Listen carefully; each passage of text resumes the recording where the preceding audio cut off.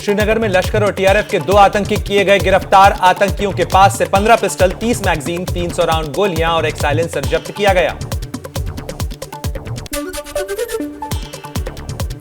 अमरनाथ यात्रा को लेकर आतंकी संगठन टीआरएफ की धमकी भरी चिट्ठी में लिखा, श्रद्धालु तभी तक सुरक्षित हैं जब तक कश्मीर मुद्दे में शामिल नहीं होंगे। आतंकियों की चिट्ठी में आरएसएस का भी जिक्र है। 30 जून से शुरू हो रही है अमरनाथ यात्रा। कोरोना के चलते 2 साल से बंद हेमकुंड साहिब की यात्रा फिर से हुई शुरू। जो बोले सो निहाल के जयकारों के साथ खुले कपाट। पंज प्यारों की अगुवाई में 5000 श्रद्धालुओं ने मत्था टेका। देहरादून में भी मौसम ने करवट ली। तेज हवाओं और बारिशों से मौसम खुशगवार हुआ। हालांकि कुछ जगह पानी भरने से लोगों को हुई परेशानी। उत्तराखंड के कर्णप्रयाग में भी मौसम की करवट। तेज बारिश से गिरा तापमान। लोगों ने निकाले सर्दी के कपड़े। उत्तराखंड के पौड़ी में बदला मौसम का मिजाज। पहाड़ों पर हो रही है जबरदस्त बारिश। बारिश से तापमान में गिरावट।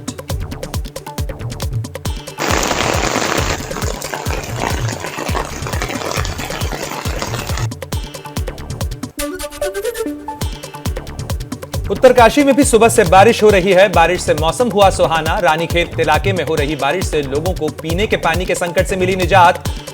बारिश के कारण जंगलों में भड़की आग भी हुई शांत। दिल्ली में भी आज मौसम ने अचानक करवट ले ली है। सुबह से ही पूरे दिल्ली एनसीआर में तेज हवाओं के साथ बारिश शुरू हो गई। तेज हवाओं की वजह से कई जगह पेड़ भी टूट गए हैं। मौसम विभाग ने दिल्ली एनसीआर के लिए भविष्यवाणी की है कि अगले 2 दिन दिल्ली में ऐसा ही मौसम रहेगा। मौसम के बदले मिजाज से लोगों ने राहत की सांस ली है। दिल्ली से सटे ग्रेटर नोएडा में भी झमाझम बारिश हुई। ठंडी हवाएं चलने से मौसम सुहाना हुआ। हरियाणा के गुरुग्राम में सुबह सुबह हुई बारिश से जहां एक तरफ लोगों को राहत मिली है, वहीं दूसरी तरफ सड़कों पर जलभराव से मुसीबत भी खड़ी हो गई है।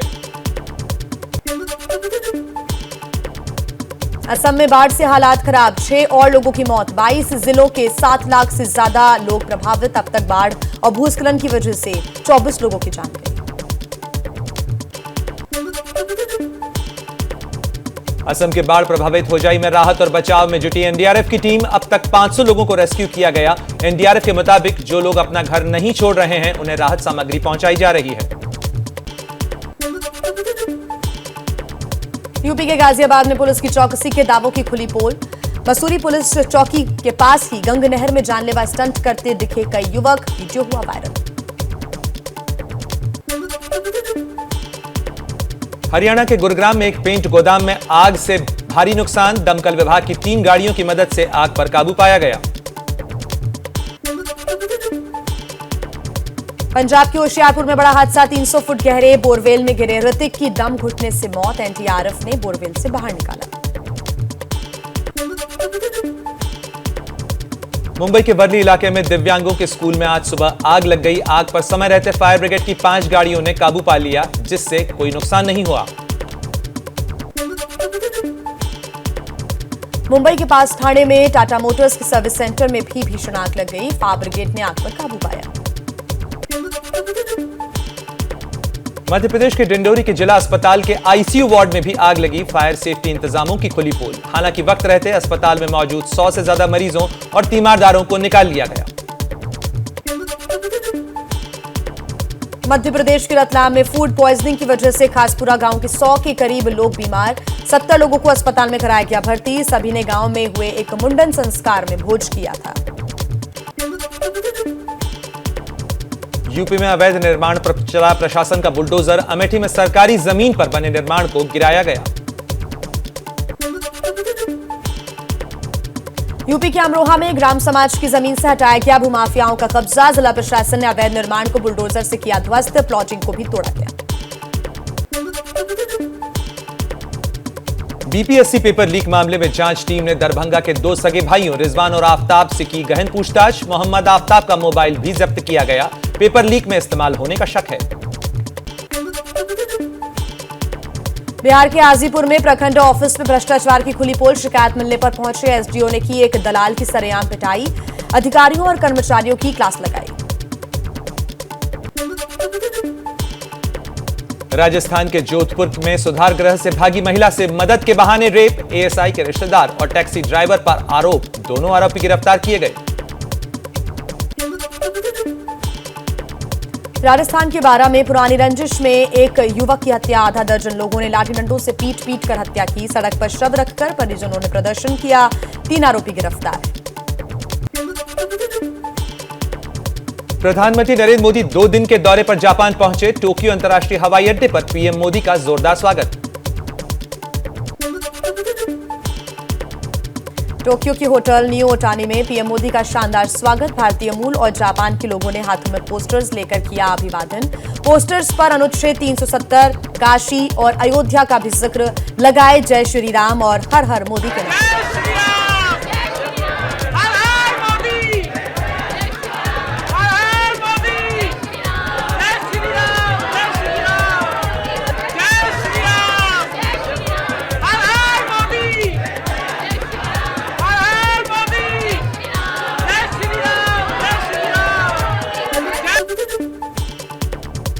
पीएम मोदी के स्वागत के लिए पहुंची महिलाओं ने उनसे हाथ मिलाया और देश प्रेम का गीत भी गाया। सारे जहां से अच्छा हिंदुस्तान हमारा।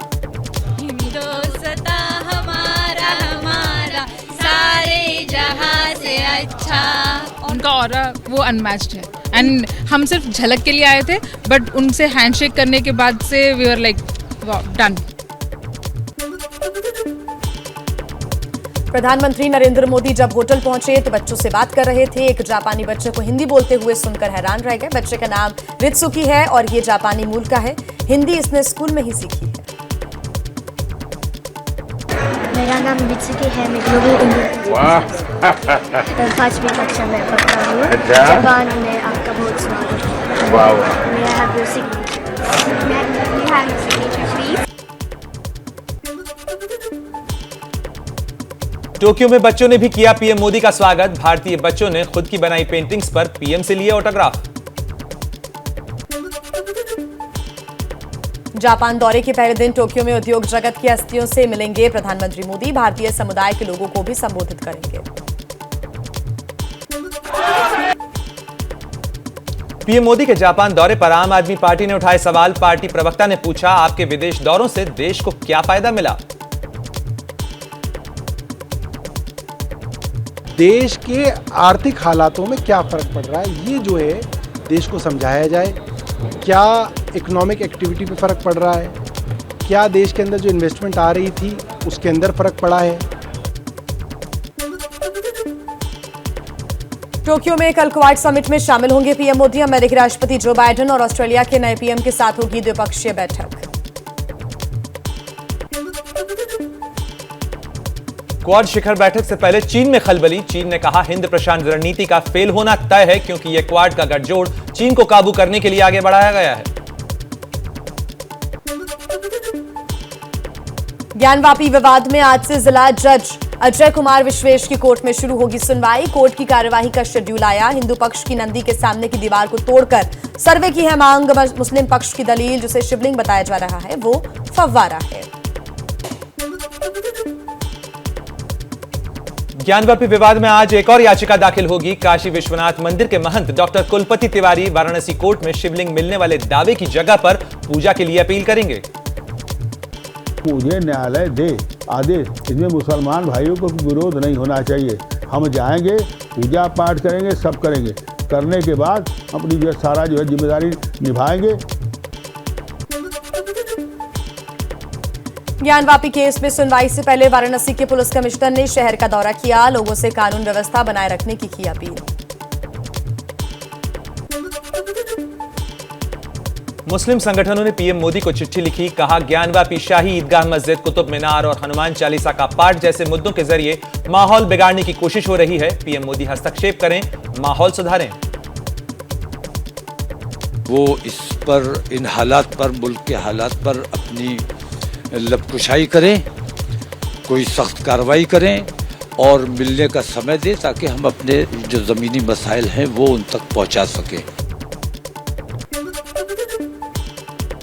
ज्ञानवापी विवाद को लेकर यूपी के पूर्व राज्यपाल अजीज कुरैशी का केंद्र सरकार पर निशाना। कहा, जब सरकार नाकाम हो जाती है तो लोगों को मजहब की अफीम खिलाई जाती है, वही काम हो रहा है।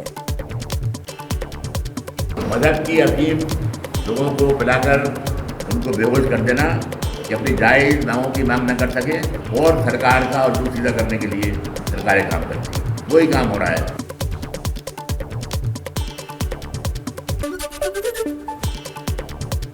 समाजवादी पार्टी के सांसद शफीकुर रहमान बर्क का बीजेपी पर नफरत फैलाने का आरोप। कहा, ज्ञानवापी मामले को लेकर मुसलमानों को डराया जा रहा है, वहां हिंदू धर्म से जुड़ा कोई ढांचा नहीं मिला है। उसके अंदर जो शिवलिंग की बात कही जा रही है, उसके जो होता है पानी का हौज, लेकिन ये बात बिल्कुल गलत है, झूठ है, ऐसा नहीं है। हमें कितनी बड़ी कुर्बानी क्यों न देनी पड़े, लेकिन हमारी कोई मस्जिद हमसे छीन नहीं सकता। बर्क के बयान पर बीजेपी की विवादित टिप्पणी। पार्टी प्रवक्ता हीरो वाजपेयी ने कहा, अभी तो बर्क के घुटनों में तकलीफ है, ऐसे ही उल जुलूल बयान देंगे तो घुटने पर ही आ जाएंगे। घुटने उनके काम करना छोड़ दिए हैं, वो घुटने पे आ गए और इस तरह के बयान देते रहेंगे तो मेरे ख्याल से और शरीर भी काम करना छोड़ देगा। देश की आत्मा से खिलवाड़ कर देना बंद कर देना चाहिए।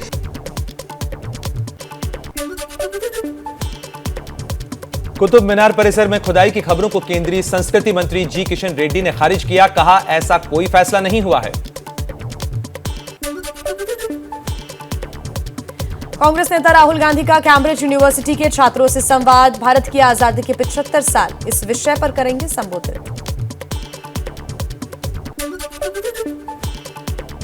ज्ञानवापी विवाद के बीच यूपी विधानसभा का सत्र आज से शुरू होगा। बजट सत्र में कानून व्यवस्था और महंगाई के मुद्दों पर सरकार को घेरने की तैयारी में विपक्ष। सरकार अच्छा काम कर रही है, अच्छा व्यवहार कर रही है। हम चाहेंगे विपक्ष के पास जो मुद्दे होंगे वो सदन में लेकर के आवें। सरकार हर मुद्दे पर, हर सवाल पर जवाब के लिए तैयार है। हम प्रदेश की सरकार के खिलाफ मोर्चा खोल करके वहां पर लड़ाई लड़ने का काम करेंगे।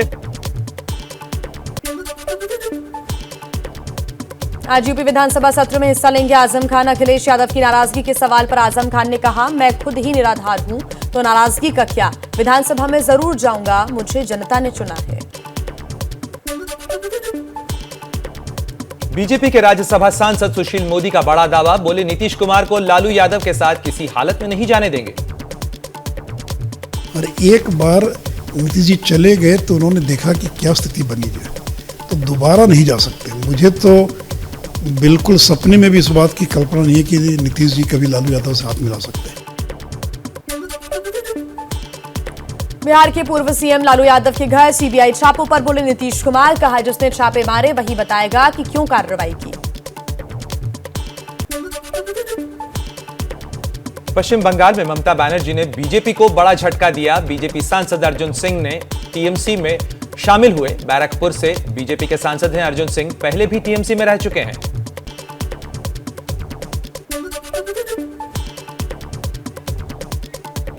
पार्टी छोड़ने के बाद अर्जुन सिंह का बीजेपी पर बड़ा आरोप। कहा, बीजेपी नेता जमीन पर नहीं एयर कंडीशन घर में बैठकर जनता की लड़ाई लड़ने का ढोंग करते हैं। लेकिन बंगाल में जमीन स्तर पर जो नहीं लड़ाई लड़ेगा, सिर्फ एयर कंडीशन घर में बैठकर फेसबुक से राजनीति नहीं होती है। और इसीलिए बंगाल बीजेपी का दिनों दिन जो ग्राफ गिर रहा है, उसका यही कारण है। अर्जुन सिंह के बयानों और उनके टीएमसी में जाने पर बीजेपी नेता दिलीप घोष का पलटवार। कहा, उनकी कमी नहीं खलेगी, पार्टी के कार्यकर्ताओं के आधार पर ही बीजेपी चलती है।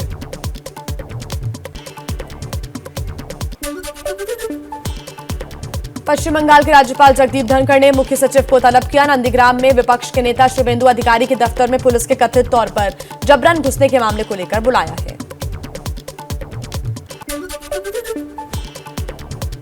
निर्दलीय सांसद नवनीत राणा की गिरफ्तारी के मामले को लेकर लोकसभा की विशेषाधिकार समिति की आज बैठक होनी है।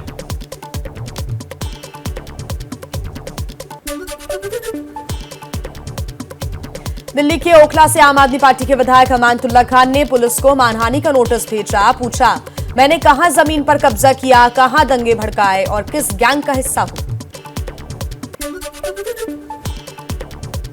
पंजाब के सीएम भगवंत मान के साथ दिल्ली के सीएम और तेलंगाना के सीएम ने आंदोलन के दौरान मरने वाले किसानों के परिजनों से मुलाकात की। पंजाब सरकार ने 712 किसानों के परिजनों को 3-3 लाख रुपए का मुआवजा दिया।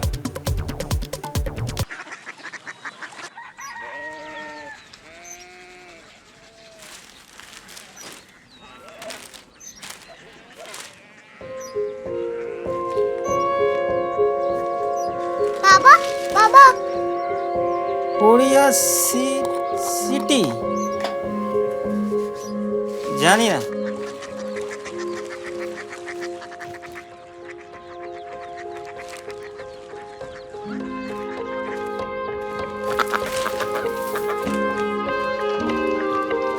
Korea city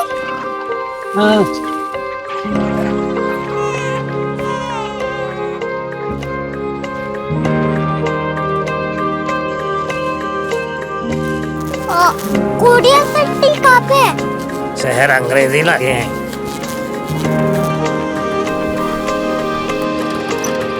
Korea city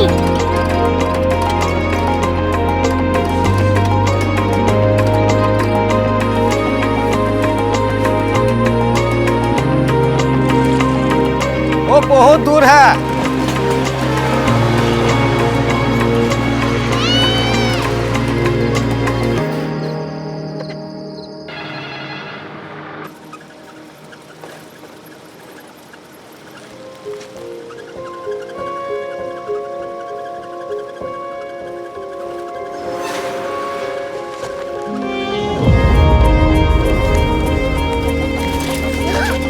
Korea city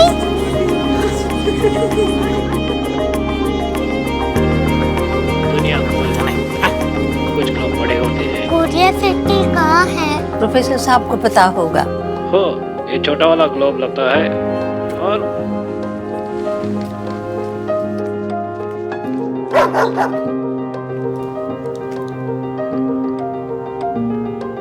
पता नहीं, मेरी बेटी से जाके मिल लो, शायद उसे मालूम हो।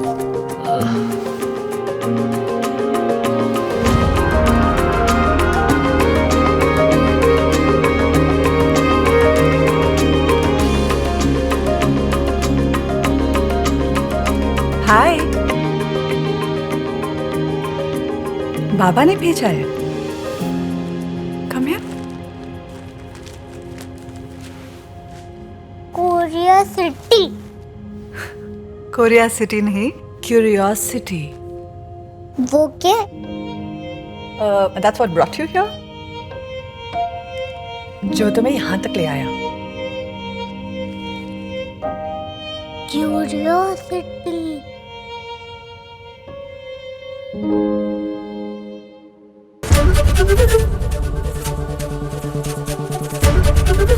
ABP न्यूज आपको रखे आगे।